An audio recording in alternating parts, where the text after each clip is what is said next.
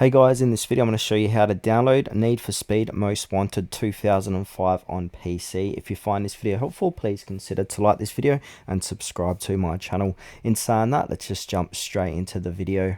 Okay, so I've been doing my research on this and there are a couple of different ways how we can possibly get it. So hang around to the last option because that's probably going to be the most likelihood you're going to find it and get it. So the first way is to go to gog.com and do a search for Need for Speed Most Wanted, and then if there are any copies it's going to appear here.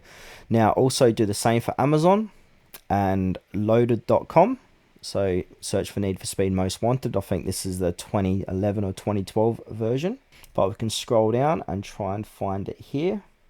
Another way we can try is go to eBay and search for Need for Speed Most Wanted. You might get another reseller selling it on site on here, but what I've found is actually Reddit here. So this is a Reddit thread, so how to get Need for Speed Most Wanted 2005 on PC. So now have a read of this thread, and if we scroll down here, one user directs us into the place where you can get it. I'm not going to click on the link, but if you just scroll down here you'll be able to find it.